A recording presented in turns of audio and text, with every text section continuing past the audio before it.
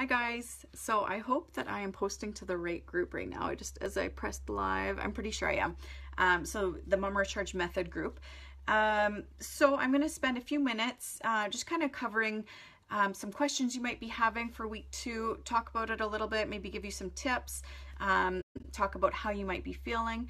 And it is not a very good time to be going live. Probably everyone is having supper right now. I had intended to go live this afternoon. My daughter was in school and my little guy usually naps in the afternoon. He's kind of at that transition phase. He's a little over 2.5 and I couldn't get him to nap today. So this is my chance. He actually passed out on the couch. So he's asleep right now. If he wakes up, he's going to be grouchy because his schedule is kind of off. So he might be coming into the room crying. So if that's the case, I might have to cut it short. You might notice that I'm in my daughter's room. I'm kind of hiding out right now. In all transparency, I give my daughter the cell phone to watch the kids' YouTube for a little bit so I can get this done. So I'm not winning any parent awards right now, but I wanted to get on and chat with you guys and see how you're feeling. So that's the main thing. I wanted to see how everybody's doing. The Facebook group is fairly quiet and completely understandable. It's a super busy time of year right now. So I commend you guys for joining this and committing to take your health to the next level, even though I know there's a lot going on at this time of year. It's partly extra motivation. I know at this time of year you want to get on track and you want to get feeling good for summer and all that. So but yeah, so the group's been kind of quiet, which is okay. We have a bit of a smaller group this go around than we did in January, and it's so busy, but yeah, I just want to see how you guys are doing. So at any point, feel free to, if you don't really want to post to the group, feel free to private message me. If you've got any symptoms, if you're struggling with anything, like if you're finding that you're just so busy and you're having a tough time keeping up with it, let me know and I can give you some tips. And if you're feeling that way, there probably are other people feeling that way too. So I could post that into the group, or again, if you want to private message me, that's fine too. You know what? I should just check and make sure before I talk forever. I'm just going to check and make sure that everything's working. You can hear me and everything. So just take a second. Okay, I see it is up. Yep. Okay. So, yeah, let me know. I'm curious how everybody's doing. And I'll talk about some common symptoms you might be feeling too. This is distracting me, seeing me right there. Okay, so week 1 was all about just kind of easing into it. You could have, if you wanted to dive right in, that was completely fine too. But it was just more on getting in the more high energy foods. I have to turn this because it's delayed and I can see myself. High energy foods and focusing on that more importantly than cutting out foods. So, hi Patty. I was just saying this, it's a bad time to be going live. Usually people are either making supper, eating supper, or cleaning up supper. So probably there will be more people watching the recording, but I'm glad you're hopping on live. So I'm just chatting about week 1, we're easing into it, and then week 2, we want to test out if gluten and dairy, gluten and dairy are problems for you. We want to have it cut out for at least 3 weeks. So the start of week 2 was sort of our cutoff to really cut them out. So we want to cut out gluten 100%, dairy 100%, and we want to watch the added sugar, the refined sugar. We want to cut that out as much as possible. So that's our focus starting week 2. And also we're going to be talking about blood sugar. So if you haven't had a chance to look at the week 2 video and go over the week 2 workbook, I recommend you do that.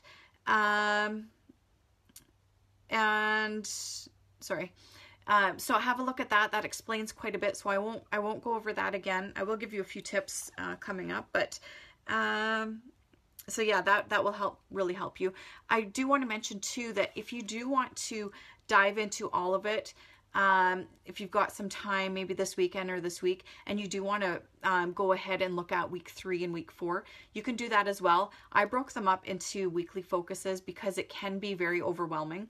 But if you're somebody that wants to dive right into it, by all means, go ahead and get started on, especially watching the videos on week 3 and week 4, because those will give you some tips going forward. It'll get you moving forward a lot quicker, but it can be very overwhelming packing all of that into 1 week. So do what you feel is right for you. So I'm going to talk a little bit how you might be feeling in week 1 and now starting into week 2, or I guess midway into week 2.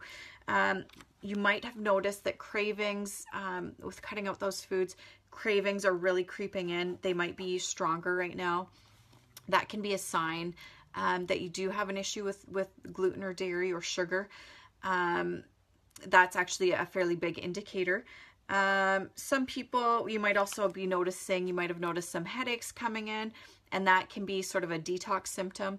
A lot of you have done the 7-day cleanse with me, so you kind of are familiar with those detox symptoms. With that, it's usually a lot quicker into it's day 2 and day 3, and it's a lot stronger.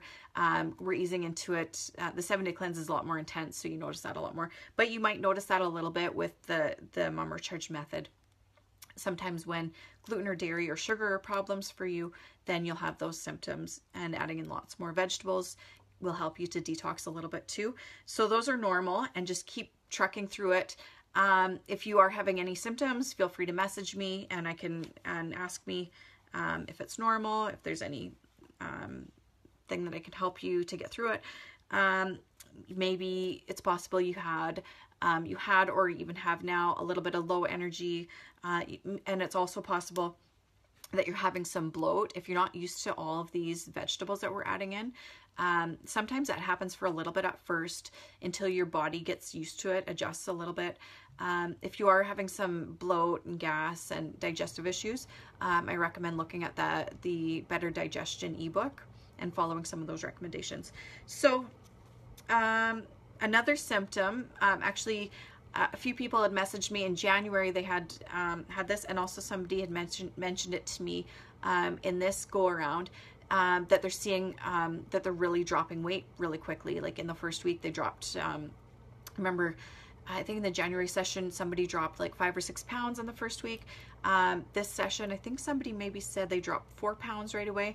And so that can be normal too. If you're not seeing that, don't get discouraged, because sometimes you hold on to that for a bit. Everybody's so different. You hold on to it, and then after a bit, then it'll sort of drop. But it is fairly common to drop quite a bit of weight in that first week or so. And often that weight is water weight. If you're dropping quite a bit in that first week, often it's not that you're dropping fat. So that's not super exciting to hear, but it actually is a really good sign. If you're dropping a bunch of water weight, if you're dropping weight right away, then it is likely that you have an issue that you're retaining water, and often that's because of an issue with a food intolerance. You had inflammation going on, so your body naturally retains that water sort of to dilute the inflammation, sort of as a defense mechanism. So if you've dropped weight, that's one sign that you're going to feel a lot better off of those things. Okay, so that was talking about symptoms you might be experiencing. I don't see any comments. Week 1 was easing into it. So week 2, we're fully cutting out those things. With gluten and dairy, with cutting it out 100%, watch for hidden gluten in things like soy sauce, chicken broth, taco seasonings. You might want to start reading labels a little bit more. If you're doing the Superstore click and collects that I post, I check into all those things first, so that makes it a little bit easier. If you're shopping at Superstore, you can just see what I've posted on there.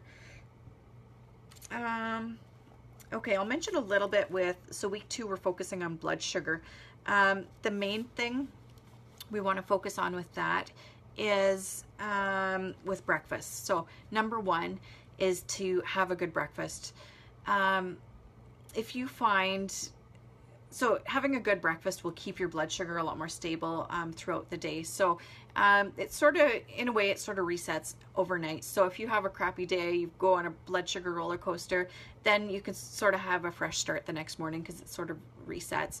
So you want to make sure at the start of the day, you've got high protein, high fat, lower carb breakfast so that your blood sugar is going to be more stable. It'll get you started off on the right foot. If you have something like toast, even if it's gluten-free toast or cereal, or a really sugary smoothie, and in sugary I mean if you have a smoothie that's pretty much all fruit, that will spike your blood sugar as well. So watch for that, because then it's just going to go up and down all day. You're going to have cravings. Another thing, a lot of people, and I did this for years, is that in the morning you maybe don't feel super hungry. You don't have a whole lot of cravings in the morning, so you think, okay, I'm gonna try to lose weight. I'm not gonna eat. I'm gonna reduce my calories for the morning. But that didn't work for me for so many years, and for so many people it doesn't work. There is a thing, maybe you've heard of intermittent fasting, and that's a little bit different if you are sort of fat adapted. There's different stages you have to go through first to be able to have intermittent fasting. So that means kind of skipping your breakfast, not eating till later, for that to work for you. But I recommend having a good breakfast for most of us, because if you don't eat enough in the morning and then you end up going too long and your blood sugar drops, you're going to end up binging in the evening, or it's going to be just such a fight. You're going to be like, in the evening you just want carbs, you want to just keep eating. So that actually can, if you're noticing that, the solution might be at first thing in the day. So you want to make sure you're eating enough. Don't be afraid, especially in the morning, and especially if you're eating high quality foods, don't be afraid of calories. Like, make sure you're eating enough. Not so much that you're getting full, but you'll notice that if you eat enough protein and fat in the morning, then you're gonna be more stable, you're not gonna be craving things, and you're gonna end up actually probably eating less calories, less food, and less carbs, less junk food later on in the day. So what else did I want to touch on? I also want to mention too a few tips on how to make it quick and easy. I know there was a few people mentioned to me before they joined that it's such a busy time. They're a little bit worried about all the stuff that's going on, how busy they are, if they can handle this. So I do want to mention some tips on not spending hours in the kitchen and making it easier. So one thing that came to mind was, I think it was Morgan had posted her salad or her supper recipe, not her recipe, her supper photo. I think it was a few days ago or maybe even a week ago. And she had lettuce, she had avocado, she had chickpeas, different vegetables, and looked like a really good supper. So that's something that I do as well. If I am especially if it's just the kids and I don't really feel like cooking, I just want to make something really quick. So something like that, using up your leftovers. Like right now I've got leftover rice. I try to have lettuce, like if I am chopping up lettuce or vegetables, I'll try to do a bunch to last me a few days. So I've got lettuce already washed, so I'll throw that together. Instead of bringing out some chicken that might be frozen, or like cooking meat, especially if my husband's away, I'll just get out a can of chickpeas, rinse those really good. You want to rinse those good so they don't cause bloating and gas. And then I'll add chickpeas to it, some avocado for fat, and it's really filling and really nourishing. So that's a super quick supper, and can take 5 to 10 minutes to throw that together, especially if you have some things pre-washed. Throw some hemp seeds on there, just pack it with some nuts and seeds. Actually, don't go too crazy on the nuts and seeds, but just whatever you have in the fridge. So that's something you can make it quick and easy. You don't have to follow all the meal plans every night, or you don't have to follow all the meals every night. If you don't want to, you can do some. This is what I do. Some nights I'll just do whatever's in my fridge and throw it together. You'll notice too, this week we did I think the first day was the lemon chicken and the roasted sweet potatoes. If you want to keep that easier, just throw some chicken breasts in the oven instead of doing the lemon chicken. Maybe throw on some garlic powder, some salt and pepper. Keep that easy. And it's structured. Those two meals actually are structured in a way to keep it easy. If you were to just do the sweet potato pizza in the one night, it might be a little bit more time consuming, but how I have it laid out, we have sweet potatoes and chicken the one night, and you make extra of both so that it goes into your sweet potato pizza crust the next night. So then that's actually really a quick supper, that pizza, and it's a good one to try. So if you haven't tried it yet, I recommend you try that out sometime. You'll be surprised how good that is.